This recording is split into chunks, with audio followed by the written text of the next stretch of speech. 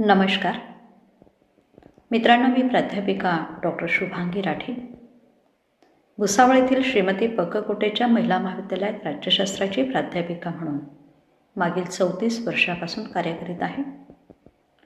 सध्या होत असलेल्या भारतीय संविधानाच्या संदर्भात आपण बहुपर्यायी प्रश्नांचा विचार करत आहोत.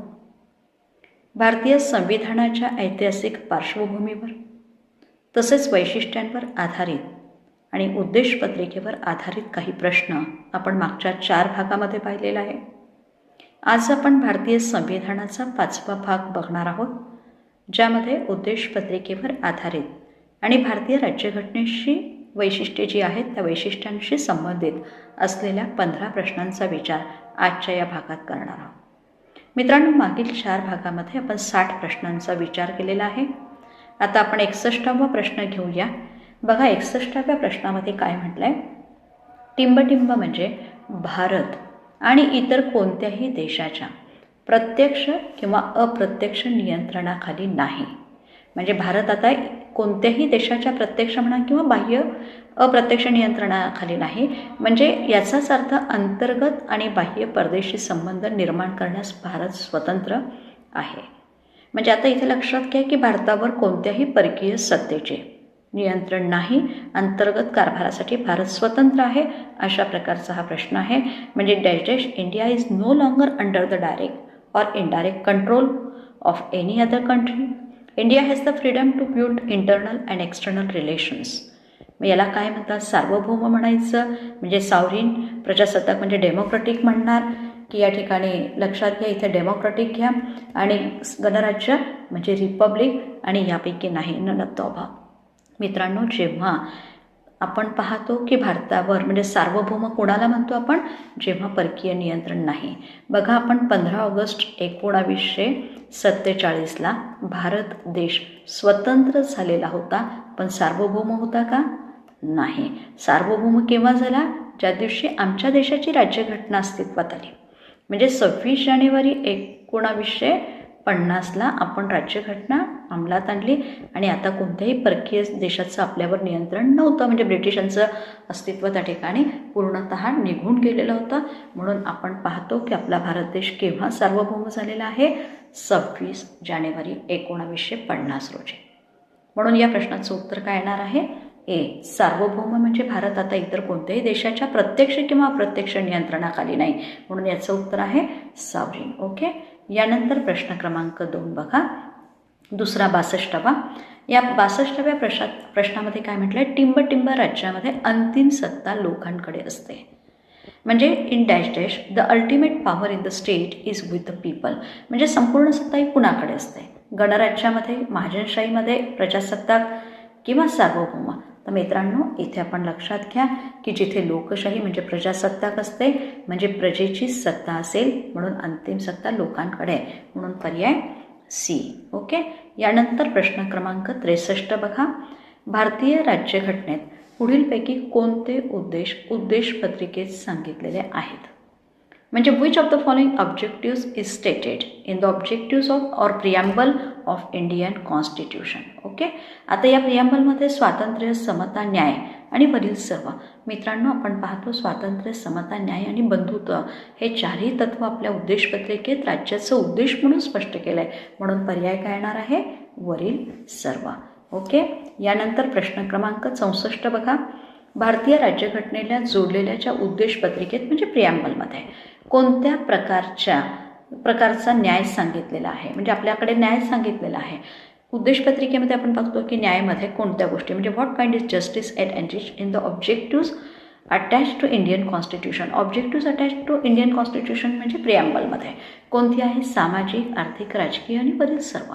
बरोबर आहे. सामाजिक न्याय पण आहे, आर्थिक पण आहे, राजकीय, म्हणजे उत्तर काय येणार आहे?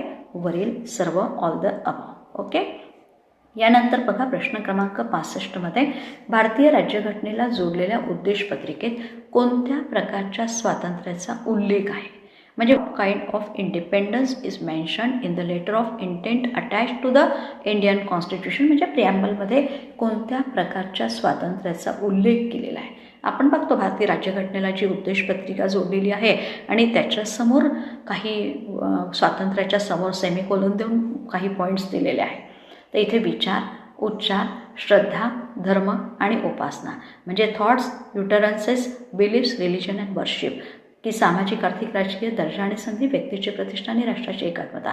मित्रांनो, इथे आपण पाहतो की न्यायाच्या बाबतीमध्ये आणि स्वातंत्र्याच्या बाबतीमध्ये हे वेगवेगळे विचार आहेत, पण स्वातंत्र्याच्या संदर्भामध्ये विचार, उच्चार, श्रद्धा, धर्म आणि उपासना याचं स्वातंत्र्य आहे ना, म्हणून पर्याय ए हा त्याचा उत्तराचा भाग आहे.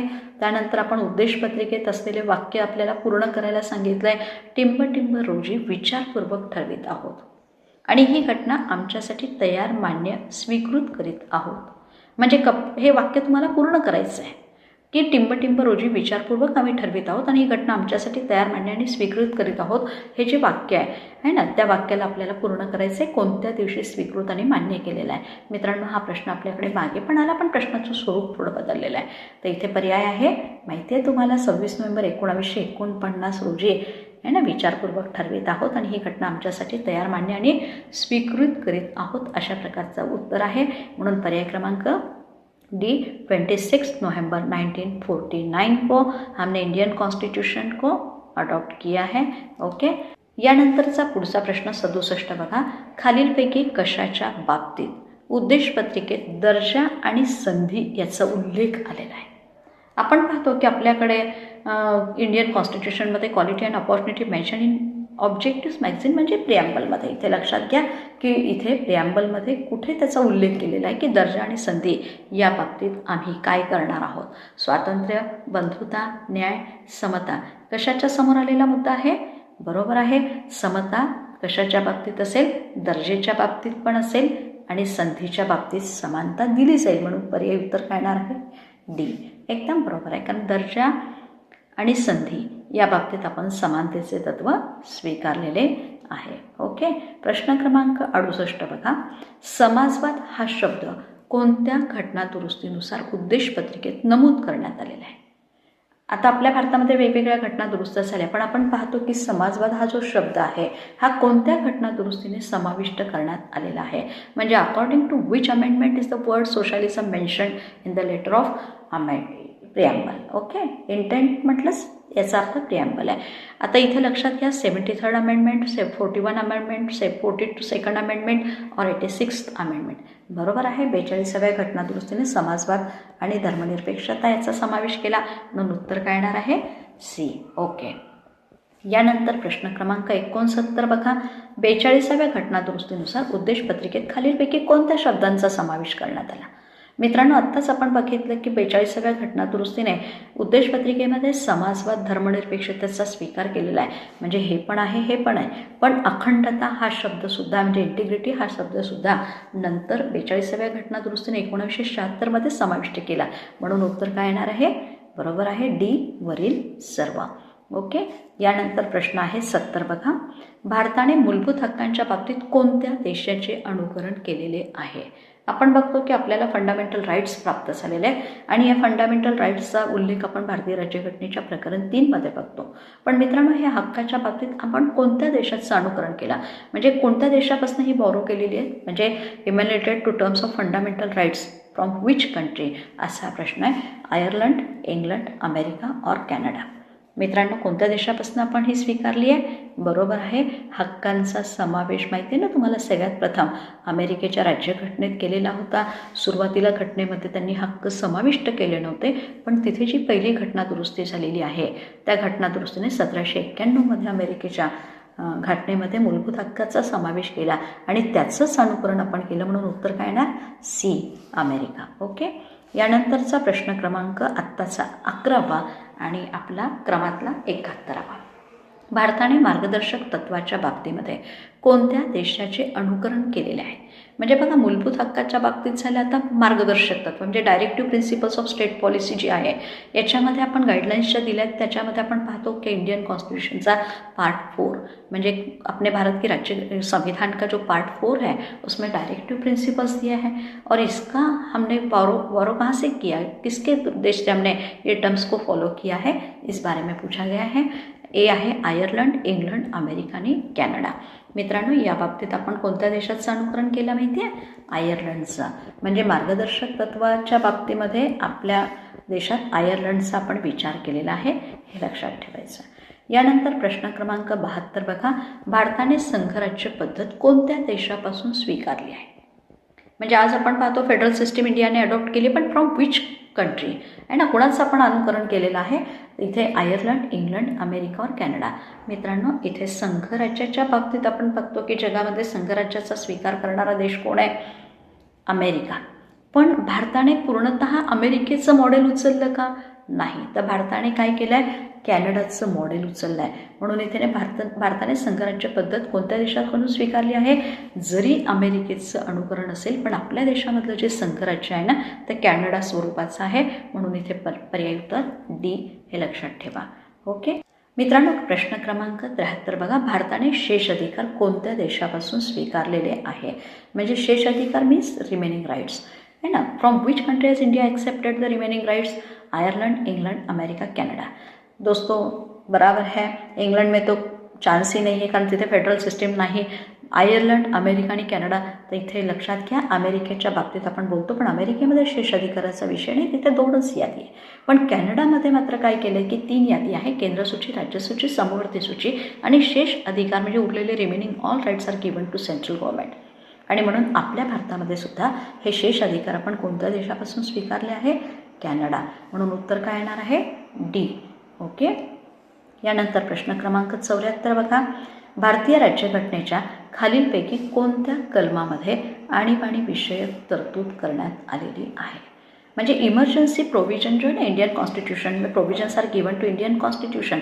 हम देखते हैं कि अपने इंडियन कॉन्स्टिट्यूशन के 20 पार्ट में 20व्या भागामध्ये आपल्याकडे आणीबाणी विषयक तरतुदी केल्या आहे. जेव्हा बाह्य आक्रमण असेल, अंतर्गत अशांतता असेल, किंवा आपल्या देशामध्ये आर्थिकदृष्ट्या आपला देश असुरक्षित असेल, अशा वेळेस राष्ट्रपतीला आणीबाणी घोषित करण्याचा अधिकार आहे. पण यासंबंधीची प्रोव्हिजन कोणत्या कलमात आहे? कलम 352 ते 360, 352 ते 360 की 352 ते 354, 352 ते 359? मित्रांनो, इथे बीमध्ये 352 पासून ते 360 या कलमांमध्ये आणीबाणी विषयक तरतुदी दिल्या आहे. म्हणून पर्याय येणार आहे बी. आणि यानंतर आजच्या या भागातला शेवटचा प्रश्न आपण बघतो आहे, आणीबाणी घोषित करण्याचा अधिकार खालीलपैकी कोणाला देण्यात आलेला आहे ना? Who among the following has been given to power to declare an emergency. म्हणजे आणीबाणी कोण घोषित करू शकतं? Governor, prime minister, president, speaker of Lok Sabha. कोण करणार? बरोबर आहे, आणीबाणी घोषित करण्याचा अधिकार हा केवळ कुणाला दिला आहे? राष्ट्रपतीला. मीन्स प्रेसिडेंट ऑफ इंडिया को ये राइट्स दिए हैं, इसलिए आंसर क्या आएगा? सी. यस. ओके, बराबर आहे. अशा पद्धतीने मित्रांनो, आजच्या या 5व्या भागामध्ये पुन्हा आपण 15 प्रश्नांचा विचार केला. पुढील भागामध्ये आपण पुढील 15 प्रश्नांचा विचार करणार आहोत. आज आपण इथेच थांबूया. निश्चितच आपणास भारतीय राज्यघटनेतल्या विविध बाबी समजण्यासाठी, जसा आज राज्यघटनेतल्या वेगवेगळ्या वैशिष्ट्यांचा आणि उद्देशपत्रिकेचा विचार आपण या भागात केला, निश्चितच यातनं आपल्या म्हणजे ज्या काही कन्सेप्ट असतील किंवा जी माहिती आपणास निश्चित मिळण्यास मदत होत असेल अशी अपेक्षा बाळगते. व्हिडिओ जर आवडला तर लाईक आणि शेअर करायला विसरू नका. अद्यापही माझं चॅनल जर सबस्क्राईब केलं नसेल तर ते करून घ्या, जेणेकरून यापुढे मी जेही व्हिडिओज टाकेल त्याचं नोटिफिकेशन प्रथमतः आपणास मिळण्यास मदत होईल. मित्रांनो, आपल्याप्रमाणे आपल्या मित्रांची मदत करा, त्यांनाही व्हिडिओ शेअर करा आणि बेस्ट ऑफ लक. थँक्यू.